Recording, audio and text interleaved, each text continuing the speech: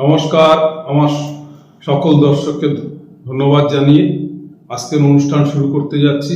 আমার politics topic চ্যানেলে যে সকল শ্রোতারা বা যে সকল দর্শকরা আমাকে সাবস্ক্রাইব করে আমাকে সহযোগিতা করে এসছেন বা আমার পাশে থেকে আমার অনুষ্ঠান দেখেছেন এবং আপনাদের মতামত, আপনাদের ভালো লাগা মন্দ লাগা সব কমেন্টে জানিয়েছেন, তাদেরকে অসংখ্য অসংখ্য ধন্যবাদ জানাই। আজও আপনাদের কাছে বিনীত অনুরোধ করছি, যদি আমার অনুষ্ঠান ভালো লাগে বা যদি আমার কথাবার্তা আপনাদের কাছে উপযুক্ত মনে হয়, অবশ্যই আমার চ্যানেলটিকে সাবস্ক্রাইব করে আপনার পাশে থাকবেন। আমার পলিটিক্স টপিক চ্যানেলটি কিন্তু এই উদ্দেশ্যে করা না যে কোনো একটি দলের চাটুয়াগিরি করব, নিরপেক্ষতা বজায় রেখে যেটা সত্য সেটাই আপনাদের সামনে তুলে ধরি। হয়তো কারো তার মধ্যে খারাপ লাগতে পারে, কারো কাছে হয়তো ভালো লাগতে পারে। তো আপনাদের সবার জন্যই আমরা পশ্চিমবঙ্গবাসী সবাই একে অপরের পরিপূরক মনে করি। আমি আমার মন থেকে মনে করি, আমার হৃদয় থেকে সবার প্রতি সমান ভালোবাসা। কাউকে আমি ছোট করার মানসিকতা নিয়ে কাজ করছি না এবং সবাইকে উপযুক্ত যেটা খবর আমার দ্বারা সংগঠিত করা সম্ভব হয়েছে সেটাই আপনাদের সামনে তুলে ধরছি। তাই আরও একবার বলবো, যদি আমার অনুষ্ঠান ভালো লাগে তো অবশ্যই আমার এই পলিটিক্স টপিক চ্যানেলটিকে সাবস্ক্রাইব করে আমার পাশে থাকবেন, এইটুকু আপনাদের কাছে আবেদন।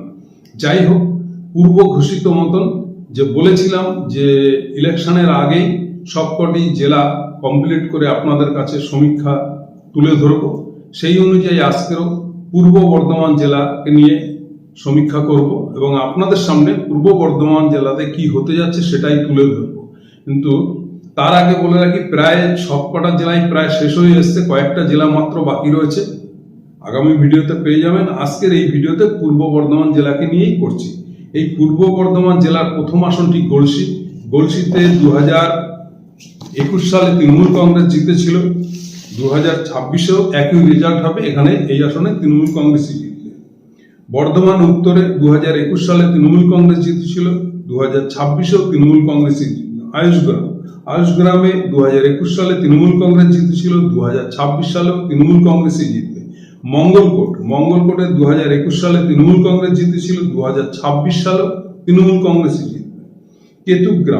কেতুগ্রামে 2021 সালে তৃণমূল কংগ্রেস জিতেছিল, 2026-এও তৃণমূল কংগ্রেসই জিততে চলেছে।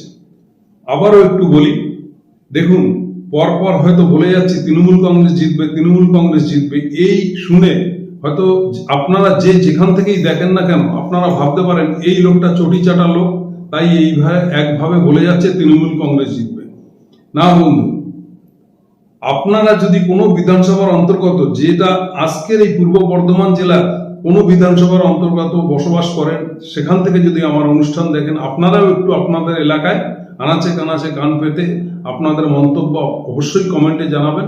আমি মাথা পেতে নেব, কারণ আমরা কিন্তু বহু পরিশ্রমের ফল, বহুদিন চর্চা করে গলিতে গলিতে গিয়ে চায়ের দোকানে, কোনো বড় ব্যবসায়ীর কাছে, কোনো ট্যাক্সিওয়ালার কাছে, কোনো রিক্সাওয়ালার কাছে, কোনো প্রত্যেকটা গলির কোনো না কোনো বাসিন্দাকে সেখানকার মতামত নিরপেক্ষতা ভাবে তাদের কাছে প্রশ্ন করে তারপরে তুলে আনি এবং বলি আপনার বিধায়ককে আপনি কতটা কাছে পেয়েছেন, কতটা খুশি তার কাজে, কোন কাজ বাকি রয়েছে, আর কি কাজ আপনাদের দাবি আছে, কেন পছন্দ না কেন পছন্দ, এই ধরনের সর্ব ধরনের প্রশ্ন করে তার থেকে আদায় করি তাদের মতামত এবং সম্পূর্ণ নিরপেক্ষভাবে তার কাছে এও বলি না আপনি তৃণমূল করেন না বিজেপি করেন, আমাদের প্রশ্নবান আমাদের মতন করে জানার চেষ্টা করি, সেটাই আপনাদের সামনে তুলে ধরি। যাই হোক, পরের বিধানসভায় চলে আসি। কাটোয়াতে 2021 সালে তৃণমূল কংগ্রেস জিতেছিল, 2026-এও তৃণমূল কংগ্রেসই জিতবে। পূর্বস্থলী উত্তর, এখানে 2021 সালে তৃণমূল কংগ্রেস জিতেছিল, এবারও জিততে চলেছে তৃণমূল কংগ্রেস। মেমারিতে 2021 সালে তৃণমূল কংগ্রেস জিতেছিল, এবারও 2026 সালেও তৃণমূল কংগ্রেস জিততে চলেছে। ভাতার 2021 সালে তৃণমূল কংগ্রেস জিতেছিল, 2026-এও তৃণমূল কংগ্রেস জিতবে। পূর্বস্থলীর দক্ষিণে তৃণমূল কংগ্রেস জিতেছিল 2021 সালে, 2026-এও তৃণমূল কংগ্রেস জিততে চলেছে। কালনাতে 2021 সালে তৃণমূল কংগ্রেস জিতেছিল, 2026-এও তৃণমূল কংগ্রেস জিতবে। মন্তেশ্বরে 2021 সালে তৃণমূল কংগ্রেস জিতেছিল, 2026-এও তৃণমূল কংগ্রেস জিততে চলেছে। জামালপুরে 2021 সালে তৃণমূল কংগ্রেস জিতেছিল, 2026-এও তৃণমূল কংগ্রেস জিতবে। রায়নাতে 2021 সালে তৃণমূল কংগ্রেস জিতেছিল, 2026-এও তৃণমূল কংগ্রেসই জিতবে। বর্ধমান দক্ষিণে 2021 সালে তৃণমূল কংগ্রেস জিতেছিল, 2026-এও তৃণমূল কংগ্রেস জিততে চলেছে। খণ্ডঘোষ, এখানেও 2021 সালে তৃণমূল কংগ্রেস জিতেছে, 2026-এও তৃণমূল কংগ্রেসই জিততে চলেছে। এই 16 আসন বিশিষ্ট এই পূর্ব বর্ধমানের যে কটি বিধানসভা রয়েছে সবকটি বিধানসভাতেই তৃণমূল কংগ্রেস জিততে চলেছে। এখানে তৃণমূলের সবুজ ঝড় বয়ে যাবে এবং মমতা ব্যানার্জির আমার মনে হয় পশ্চিমবঙ্গে ঝাড়গ্রাম আর এই পূর্ব বর্ধমান এর মতন জেলা মনে হয় উনি নিট এন্ড ক্লিন একদম ওনার প্রত্যেকটি আসনই জিততে চলেছে তৃণমূল কংগ্রেস। এতে আমাদের কাছে কোনো সন্দেহ নেই।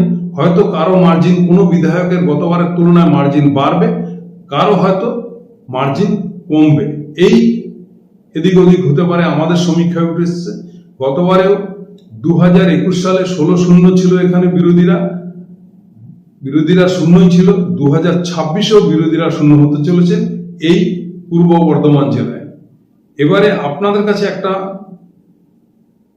প্রশ্ন রাখি, যদি আপনাদের মনে হয় যে আপনারা এই জেলার অন্তর্গত বসবাস করেন তো আপনারাও একটু মন্তব্য করে বলবেন কেন সেখানে আমাদের সমীক্ষায় যদি ঘাটতি থাকে তখন বুঝতে পারবো কোন প্রশ্নটা আমরা করিনি বা কেন জিততে পারবেন না। কেননা এখানে এক একটা রাস্তা ধরে এক একটা গলি এক একটা অঞ্চলতে এরকম দেখেছি তৃণমূল ছাড়া বিরোধী খুঁজে পাই। তো কি করবো আমরা? সেটা তো আমাদের ব্যাপার নয়, এবং আমরা তো বলিনি ভাই তোমরা শুধু তৃণমূলকেই জেতাবে। তো যাই হোক, এই হচ্ছে ওখানকার পরিস্থিতি। এবার আপনাদের কমেন্টের আশায় থাকবো। আর এই আমার সমীক্ষা হয়ে গেলে পশ্চিমবঙ্গের রাজনৈতিক পটভূমি এবং কি হচ্ছে কি না হচ্ছে সেসব নিয়েও আপনাদের সামনে বেশ কিছু ভিডিও তুলে ধরব। আশা করি আমার চ্যানেলটিকে ফলো করুন। যেরকম পুরনো কিছু ইতিহাস পাবেন, নতুন বর্তমানে কি চলছে সেগুলো পাবেন, এবং কোথায় কি হচ্ছে সেই খবরগুলো আপনাদের সামনে তুলে ধরবো। শুধু একটু ফলো রাখুন এবং আমাকে সাপোর্ট করুন এবং আমার চ্যানেলটিকে সাবস্ক্রাইব করে আমার পাশে থাকুন। যাই হোক, আজকের সমীক্ষা আপনাদের কাছে কেমন লাগলো অবশ্যই কমেন্টের মাধ্যমে জানাবেন, সেই আশায় থাকবো। ধন্যবাদ। জয় হিন্দ, বন্দে মাতরম।